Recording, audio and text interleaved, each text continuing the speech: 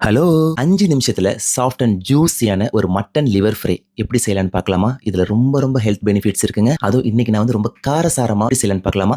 வாங்க. நான் ஒரு 1/2 கேஜி வந்து லிவர் எடுத்திருக்கேன். ஒரு 1/2 லெமன் கட் பண்ணி அதுல புழிஞ்சிட்டு ஒரு 10 நிமிஷம் அப்படியே விட்டுருங்க. அதுக்கப்புறம் வாஷ் பண்ணி எடுத்துக்கங்க. இது எதுக்கு நம்ம பண்றோம் அப்படின்னா, அந்த லிவர்ல ஏதாவது ஸ்மெல் இருந்தது அப்படின்னா, கண்டிப்பா வந்து இந்த லெமன் வந்து எடுத்துரும். அதுக்காக தான் இந்த ப்ராசஸ் நம்ம பண்றோம். அடுத்ததா ஒரு பேன்ல கொஞ்சமா எண்ணெய் விட்டு 1/2 டீஸ்பூன் சோம்பு, 1/2 டீஸ்பூன் சீரகம் போட்டு நல்லா பொரிஞ்சோனே, நம்ம கட் பண்ணி வச்சிருந்த வெங்காயத்தையும் ஆட் பண்ணிட்டு, அதோட கருவேப்பிலையும் போட்டு நல்லா வெங்காயத்தை வதக்கி எடுத்துக்குவோம். அதுக்கப்புறம் நான் 2 டீஸ்பூன் வந்து இஞ்சி பூண்டு போட்டு அதோட பச்சை வாசனைலாம் போற வரைக்கும் நான் நல்லா வதக்கி எடுத்துக்கிறேன். அதுக்கப்புறம் நம்ம எடுத்து வச்சிருந்த ஈரலை வந்து நான் இதுல வந்து ஆட் பண்ணிக்கிறேன். ஈரலை ஆட் பண்ணோனே 1/2 டீஸ்பூன் வந்து மஞ்சத்தூளும், 1 டீஸ்பூன் வந்து மிளகாத்தூளும் நான் இதுல ஆட் பண்ணி நல்லா வந்து வதக்கி எடுத்துக்கிறேன். சோ அதுக்கப்புறம் வந்து பாத்தீங்கன்னா உங்களுக்கு தேவையான அளவு வந்து உப்பு வந்து சேர்த்துக்கங்க. அதுக்கப்புறம் நான் ஒரு 2 டீஸ்பூன் வந்து மல்லிப்பொடி வந்து சேர்த்துக்கிறேன். அதுக்கப்புறம் ஒரு 1/2 டீஸ்பூன் வந்து கரம் மசாலாவும் சேர்த்து நல்லா மிக்ஸ் பண்ணிட்டு கொஞ்ச நேரம் மூடி போட்டு அந்த பச்சை வாசனை எல்லாம் போற வரைக்கும் நான் குக் பண்ணி எடுத்துக்கிறேன். ஃபைனலா ஒரு 2 டீஸ்பூன் வந்து நான் வந்து மிளகு பொடி வந்து சேர்த்துக்கிறேன். அண்ட் ஃபைனலா கொத்தமல்லி தலையும் தூவிட்டு நம்ம வந்து அடுப்பை சுவிட்ச் ஆஃப் பண்ணிடலாம். இந்த காரசாரமான மட்டன் லிவர் ஃப்ரையை நீங்க ரச சாதம் இல்லைன்னா சாம்பார் சாதத்தோட சேர்த்து சாப்பிட்றப்ப இதோட காம்பினேஷன் வேற லெவல்ல இருக்குங்க. கண்டிப்பா ஒரு டைம் இந்த மாதிரி நீங்க ட்ரை பண்ணிட்டு